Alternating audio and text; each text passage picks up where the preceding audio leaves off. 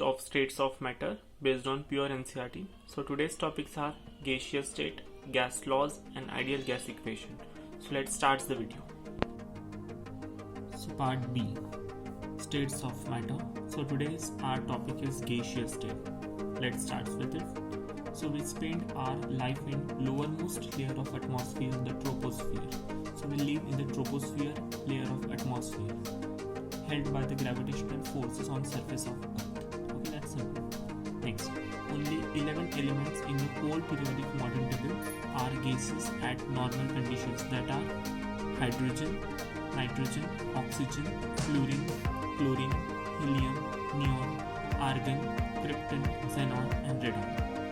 So what are the characteristics of gases? Let's start with it. They are highly compressible, exerts pressure in all directions, density is much lower than solids and liquids density, volume and shape is not fixed, very important. Assume the volume of the container in which they are poured or filled, mixes evenly and completely in all proportions without any mechanical force or aid. So that's very simple to understand. So there are some gas laws associated with this gaseous state of gases. So let's start. So our first law is Boyle's law. The main thing is that here it says that PV is directly constant. Okay, that means P is proportional to inverse of V. Okay, by this we can say that P1 by P2 equals to V2 by V1 for two normal gases. Okay, for two ideal gases. Now let's see some of the graphs. So first graph of P versus V. We know PV is constant, hence P is inversely proportional to V. So we get a curve like this. That means on increasing the volume, the pressure goes on decreasing continuously, but it never tends towards zero. Okay. Next graph is P of versus V of different temperature at different temperature ranges. Okay. What we say that first graph is, second graph is, and third graph is like this. So what should be the relation between the temperatures? So from this we know that as the volume increases, the temperature should also increase. Okay.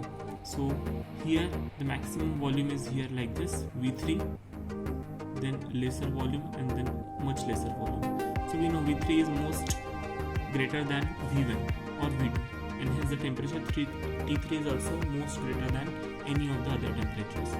The third graph says that P versus 1 by V. So what is the graph? So it gives a straight line to us. Okay, because P is directly proportional to 1 by V and inversely proportional to just 1. So the graph is with 1 by V. So P is directly proportional to 1 by V. So we get a straight line, and again the same relation occurs. That is T3 is greatest and the other temperatures are lower than it. So we get a straight line and passing through origin. Very important. This type of graphs is an isotherm, that is at constant temperature we are getting a Boyle's law. Here the pressure and volume varies and the temperature is constant. Okay.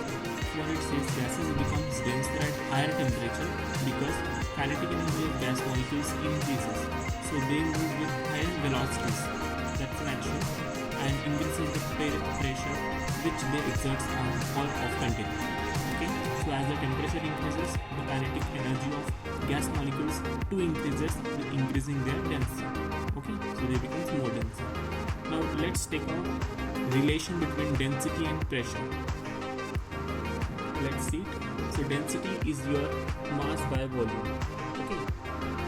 So density is mass by volume. Okay. And volume can be written as, from this Boyle's law, PV is constant. Let's take it as a K1 constant K1. So 1 by V equals to P by K1. So we know 1 by V is equals to K1 by P.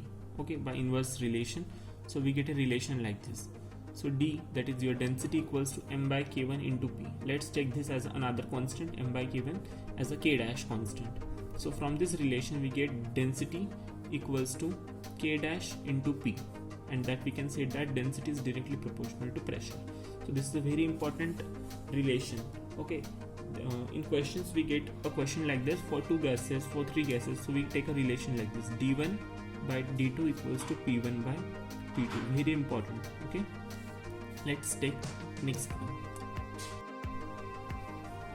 So our next gas law is Charles law. So Charles law, in the Charles law there is pressure constant. So graphs are known as isobars. In the first Boyle's law, we have said that the graphs are known as isotherms. Here they are known as isobars because the pressure is constant. Now, from the Charles law, it is said that V by T, that is volume by temperature ratio, is always constant. So we can say that V1 by V2 equals to T1 by T2. Okay. Now we get a graph from here, that is V versus T is a straight line graph which is passing through the origins. Okay, all lines intercept at 0, or we can say at the origin. Nextly, gases occupy zero volume at minus 273.15 Kelvin, that is absolute zero temperature. Okay, it's also called as absolute zero temperature. So that is only important in the Charles law. Second is Gay-Lussac's law. Here it is said that pressure is directly proportional to temperature and the volume is constant. So these are known as isochords as volume is constant. So from this graph we can say that from this equation P1 by P2 equals to T1 by T2, and the graph comes as P versus T graph comes as a straight line again passing through the origin, and from here the relation between volumes is like this.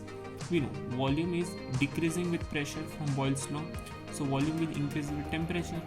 So again, as we put like this temperatures T1, T2, T3, so we get a T4 as the most higher temperature, so we get a T4 as the most higher volume also, and in the above also we get P4 as the most higher pressure, because volume is inversely proportional to pressure, and hence with increasing temperature pressure increases, and with increasing volume pressure decreases. So we get a value like this. Next, and the fourth law is Avogadro's law. Very important. This also comes in the first chapter, that is moles concept. Okay, let's see here. So volume of gas is directly proportional to number of moles. It is saying this. Okay, so equal volumes of all gases contains or occupies equal number of molecules at standard conditions or same conditions. Okay, so V is directly proportional to number of moles. So we take a constant K. So V equals to K into N. Okay, we know that the value of Avogadro's constant from the first chapter is known as 6.022 into 10 to the power 23 only. Okay, so molecules is the only unit we can use here. Okay, for today's sake. Now volume is directly proportional to number of moles. So volume equals to, take some constant, and number of moles can be written as mass by volume. Okay, or mass by molar mass. Inverse take a ratio, that is mass by volume is your density. By adjusting the values we get mass is directly proportional to density, or we can say molar mass is directly proportional to the density. Nextly, we know there are some of the gases which are ideal. Okay, but in reality ideal gases does not exist. Okay, what is an ideal gas? A gas which follows all above four laws, that is Boyle's, Charles, Gay-Lussac's and Avogadro's law only. Okay, that to be strictly are known as ideal gases. They do not exist in reality. Okay, and intermolecular forces between the ideal gases are negligible. That